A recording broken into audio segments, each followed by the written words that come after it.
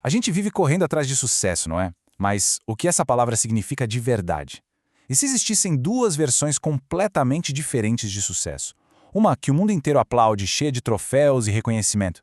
E a outra, uma conquista silenciosa, que acontece só dentro da gente. É sobre essa diferença que a gente vai conversar hoje.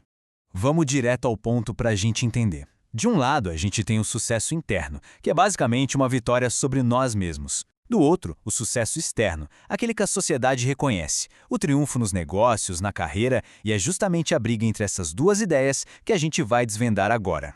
Então o nosso roteiro vai ser esse. Primeiro, a gente define esses dois tipos de sucesso. Depois, mergulha em cada um deles, vê o que a história nos ensina com alguns exemplos e no final a gente se pergunta, qual deles realmente vale a pena? Ok, vamos começar pelo básico. O que exatamente define cada um desses caminhos para o sucesso? E olha, a diferença aqui é gigantesca. O sucesso, o de verdade, é uma vitória interna. É sobre dominar nossos impulsos mais primitivos, sabe? A raiva, a ganância. Já o sucesso, esse com aspas, é o que o mundo vê. São os aplausos, os prêmios, o reconhecimento. A grande questão? Um é um estado de ser, algo que fica com a gente. O outro é um status que pode sumir a qualquer momento. Agora, vamos focar no caminho que a maioria de nós conhece muito bem, talvez até demais, a busca pela glória externa e tudo que vem junto com ela.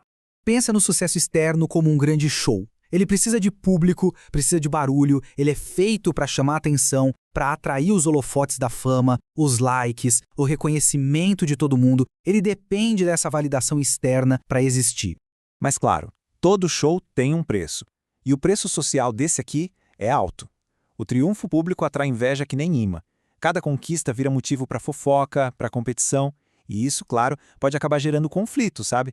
Desde aquelas guerras silenciosas no escritório até disputas bem abertas por poder e status. E o que acontece com a pessoa quando ela finalmente chega lá no topo? Muitas vezes, o que fica por dentro é uma ansiedade constante. Aquela preocupação de manter o que conquistou, o medo de perder tudo. Isso pode levar a uma solidão profunda, a um sentimento de vazio. E a conclusão, por mais estranha que pareça, é essa.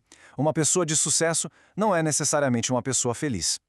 Ok, vamos sair um pouco desse palco barulhento e entrar na força silenciosa da vitória interior.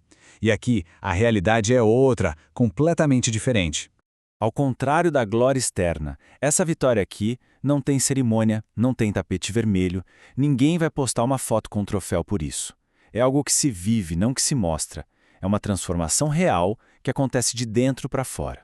E olha só os resultados disso. Não estamos falando de status, de poder, estamos falando de paz, de uma sensibilidade emocional, de gentileza no trato com as pessoas. Quem alcança esse autodomínio não impressiona, inspira, irradia uma bondade que cria conexões muito mais profundas e verdadeiras com os outros. Percebe como o foco muda? Em vez de buscar glória para si, a pessoa começa a contribuir para a harmonia do todo. Quem trabalha esse crescimento interno, sem pressa, sem alarde, se torna um pilar para uma sociedade mais equilibrada, mais feliz. E para a gente não achar que isso é só teoria, a história está aí, cheia de exemplos que mostram o destino de quem escolheu cada um desses caminhos. Vamos ver alguns dos mais fortes. Pensa só nos grandes nomes do sucesso, com aspas, Júlio César, o conquistador do mundo, encontrou o punhal de Brutus. Nero, com todo o seu poder, teve uma morte terrível. Hitler, com toda a sua glória militar, acabou num suicídio vergonhoso, um ato final de covardia moral. No fim das contas, o poder externo não salvou nenhum deles de si mesmos. Agora, olhe o outro lado.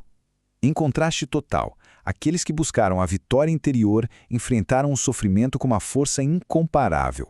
Gandhi encarou a morte pronunciando o nome de Deus. Pastor aceitou a doença com serenidade.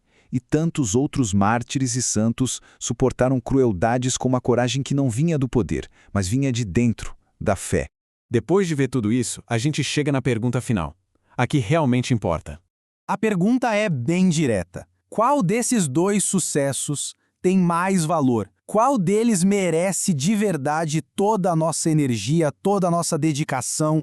E calma, a resposta não é largar tudo e ir meditar numa montanha. A sugestão é buscar um equilíbrio. É sobreviver uma vida correta no mundo, com trabalho, com família, mas sem nunca, nunca perder de vista a busca pela vitória interior. É ter espaço para os dois, mas saber qual deles é a sua base, o seu alicerce.